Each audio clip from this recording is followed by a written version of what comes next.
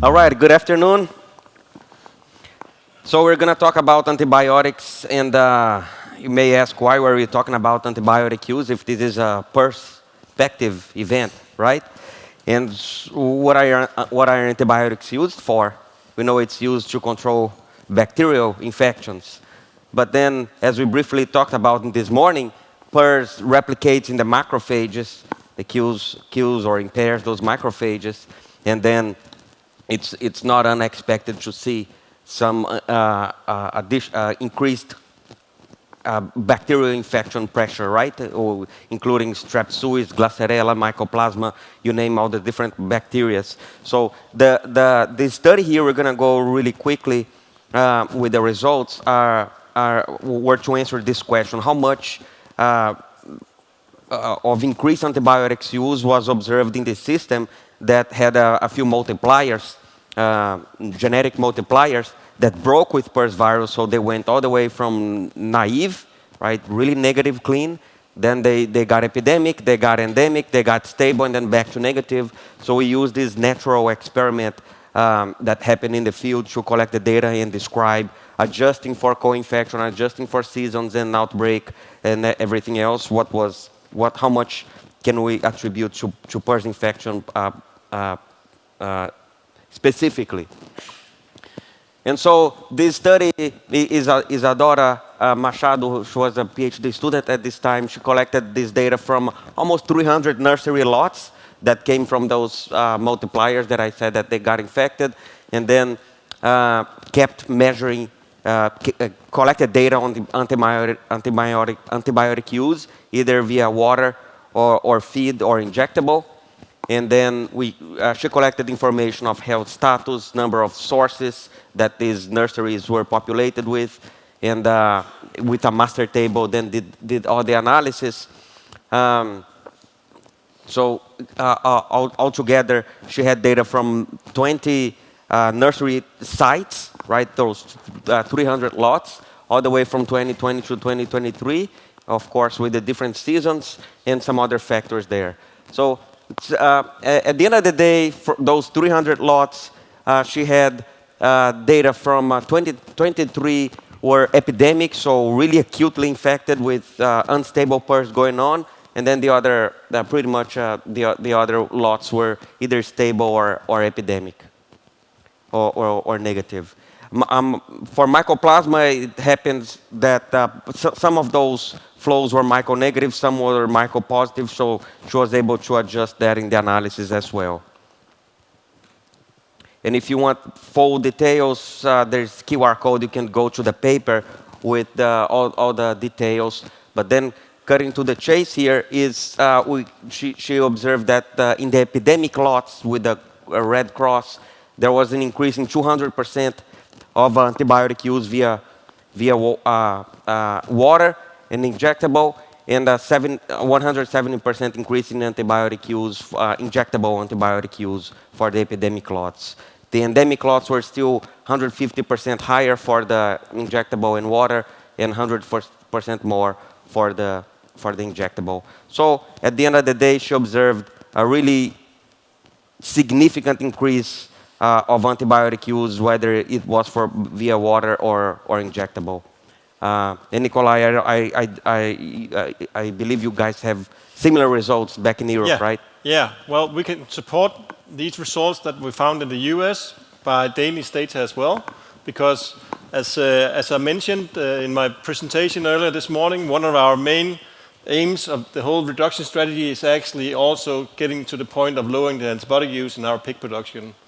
In Northern Europe, where I'm from, there's a high pressure on that we should reduce the use of antibiotics in any way. And one of the ways of doing it is gaining better control on your viruses in your farm, and especially here, PRRS virus.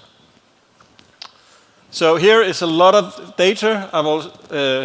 So I can add to some of Daniel's conclusions here. What we did here is starting to look at the productivity in overall, just for the finishers, just to see how much could you gain in the economics just by being free of PRRS. What we did is we compared finisher herds that were negative through all of 2023 compared them to positive herds that were positive through all of 2023, meaning what we call chronically infected or endemic. And by comparing those two types of population of farms, we could, there is a significant difference in the average daily weight gain, meaning negative finishers had a higher daily weight gain compared to positive ones. And that's a very good thing. That was in 2023. We repeated that study the year after because, like I said, we have very good data. Everybody's in the system, and we can actually pull these figures together and make the analysis. In 2024, we were able to again document that negative piglets or negative finishers has a higher daily weight gain compared to positive ones. And we'd also see that they had just slightly lower feed conversion rate. That's money in the pocket for the farmers. That's our argument when we try to convince them to go for PRRS freedom. We can actually show it, and these are just the average data. Of course, some of the farms, there will be a bigger impact of the PRRS. And then to the antibiotics. Here, these are figures from 2024. Again, we pulled all our farms together in this analysis and divided them into positive farms and negative farms throughout 2024. Then we have antibiotic data, also central database available for all farms, and then we can start comparing the uses of antibiotics according to their PRRS status. And here we have like 3 age groups where we have the antibiotic data in our sow herds, the weaners, and then in the finishers. And what you see here, when you look at the positive farms here, in all the age groups, all of them has an average higher uses of antibiotics. Just in general, we're not looking into specific diagnostics and stuff like that, just the overall, between 8 and 9% higher usage. And again, these are endemic infected herds, so we don't have all the herds that actually experience the big losses like Clayton described. We don't have that bad cases, but still, when you have acute outbreak, of course, you have a higher impact, higher use of antibiotics.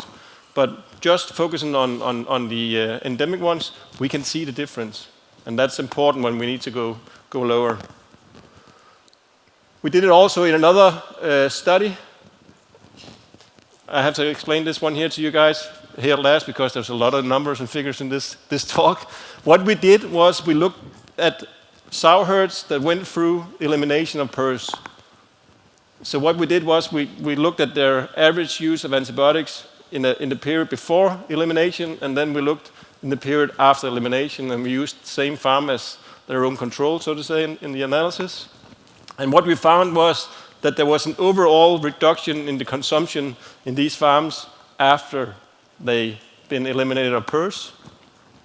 Here we actually put on some what we call ordination groups, meaning what type of diagnosis was on the prescription of the antibiotics.